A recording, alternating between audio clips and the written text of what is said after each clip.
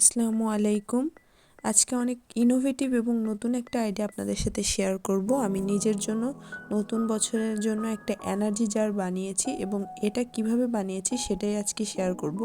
তার জন্য আমাদেরকে 3 স্টেপস ফলো করতে হবে এবং স্টেপসগুলো হচ্ছে প্রথমে গ্লাস পেইন্টিং করতে হবে, তারপরে আমাদের লেখাটা কমপ্লিট করতে হবে এবং তারপরে আমাদেরকে পুরো অর্গানাইজিং কাজটা করতে হবে।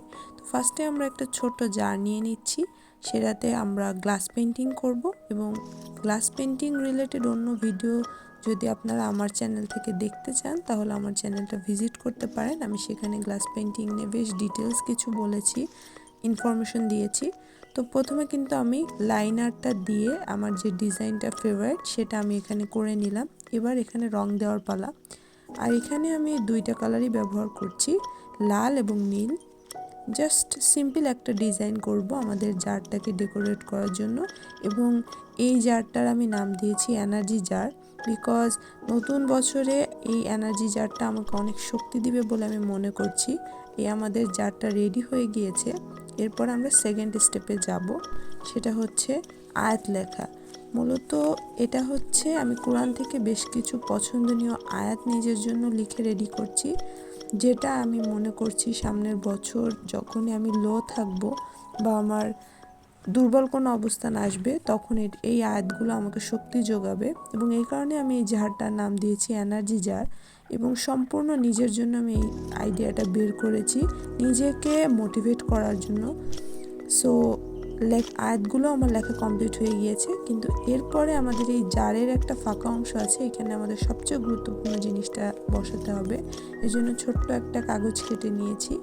এটাতে আমরা আসলে আমরা এখানে 5টা কালারের কাগজ ব্যবহার করছি, তো কোন কালার কোনটার জন্য ইন্ডিকেট করবে সেটা এখানে আমরা লিখে জাস্ট গ্লু দিয়ে লাগিয়ে দিব। এবং এখানে 5 ক্যাটাগরিতে আমি কাগজগুলোকে ডিভাইড করেছি। একটা হচ্ছে মোটিভেশন, একটা ফেয়ার, একটা অ্যাঙ্গার, একটা পিচ এবং আরেকটা হচ্ছে অ্যাফ্রাইড, মানে যখন আমরা ভীত হই তখন।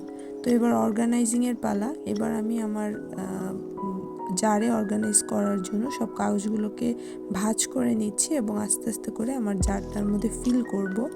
আর এখানে যে বিষয়টা, আমরা এই যে আয়াতগুলো লিখেছি এখানে আমি 5টা ক্যাটাগরির কাগজ নিয়েছি, মানে 5টা কালারের কাগজ নিয়েছি এবং যে ক্যাটাগরির সাথে যে কাগজের কালারটা মিলিয়ে ওই যে আগে লিখে নিয়েছিলাম সেভাবেই এখানে লিখেছি। বাট ডেকোরেশনের সময় কিন্তু আমি মিক্স করে রেখেছি বিকজ দেখতে সুন্দর রাখার জন্য।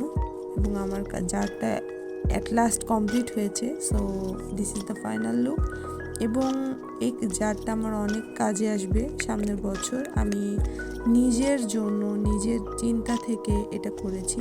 আই হোপ যে এটা আমাকে অনেক হেল্প করবে। সো এই পর্যন্তই। আপনারা ভালো থাকবেন সবাই। আল্লাহ হাফিজ।